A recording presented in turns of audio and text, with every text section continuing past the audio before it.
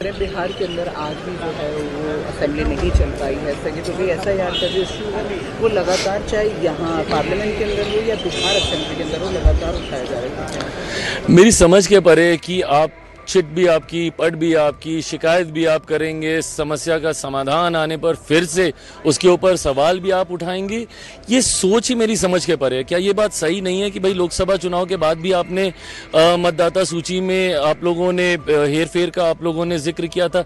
क्या महाराष्ट्र चुनाव के बाद आज तक हम लोग को सुनाते हैं कि भाई क्योंकि वो मतदाता सूची सही नहीं थी, डुप्लीकेसी ऑफ द वोट हुआ, नए वोटर्स के नाम रातों रात जोड़ दिए गए, इसलिए हम लोग चुनाव जीत गए? आज भी विपक्ष हम लोग के ऊपर ये आरोप लगाता है।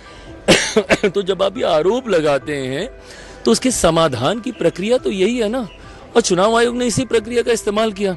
और इससे पहले पहली बार तो ऐसा है नहीं कि देश में ये ऐसा इंटेंसिव रिव्यू चल रहा है, इससे पहले भी 4 बार इस प्रक्रिया का पालन किया जा चुका है। उस प्रक्रिया में और आज की प्रक्रिया में कतई कोई फर्क नहीं है। उस वक्त जिस तरीके की नियमावली थी वही नियमावली आज है, बस आज इतना है कि थोड़ी सहज हो गई है। पहले आपको फिजिकली जाके सारे डॉक्यूमेंटेशन सबमिट करने होते थे, आज ऑनलाइन का भी प्रावधान आपके पास है। 3 बार आप उसके बाद अपील भी कर सकते हैं अगर आपको कहीं दिक्कत है, कोई शिकायत है।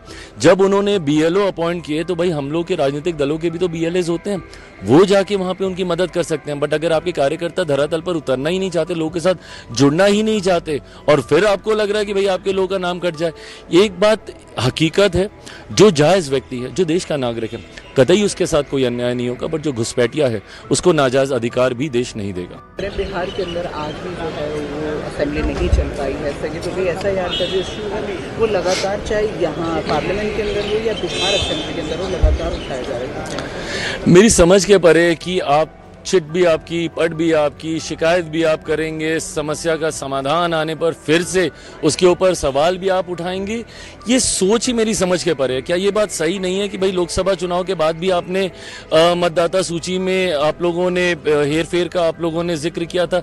क्या महाराष्ट्र चुनाव के बाद आज तक हम लोग को सुनाते हैं कि भाई क्योंकि वो मतदाता सूची सही नहीं थी, डुप्लीकेसी ऑफ द वोट हुआ, नए वोटर्स के नाम रातों रात जोड़ दिए गए, इसलिए हम लोग चुनाव जीत गए? आज भी विपक्ष हम लोग के ऊपर ये आरोप लगाता है।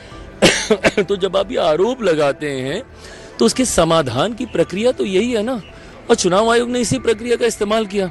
और इससे पहले पहली बार तो ऐसा है नहीं कि देश में ये ऐसा इंटेंसिव रिव्यू चल रहा है, इससे पहले भी 4 बार इस प्रक्रिया का पालन किया जा चुका है। उस प्रक्रिया में और आज की प्रक्रिया में कतई कोई फर्क नहीं है। उस वक्त जिस तरीके की नियमावली थी वही नियमावली आज है, बस आज इतना है कि थोड़ी सहज हो गई है।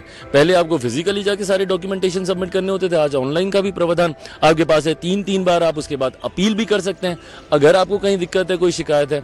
जब उन्होंने BLO अपॉइंट किए तो भाई हम लोग के राजनीतिक दलों के भी तो BLAs होते हैं, वो जाके वहां पे उनकी मदद कर सकते हैं। बट अगर आपके कार्यकर्ता धरातल पर उतरना ही नहीं चाहते, लोगों के साथ जुड़ना ही नहीं चाहते, और फिर आपको लग रहा है कि भाई आपके लोगों का नाम कट जाए, एक बात हकीकत है, जो जायज व्यक्ति है, जो देश का नागरिक है, कतई उसके साथ कोई अन्याय नहीं होगा। बट जो घुसपैठिया है उसको नाजायज अधिकार भी देश नहीं देगा। अगर आप ये वीडियो YouTube पर देख रहे हैं तो हमारे चैनल को सब्सक्राइब कर बेल आइकन दबाएं, और Facebook पर देख रहे हैं तो हमारे पेज को लाइक करें।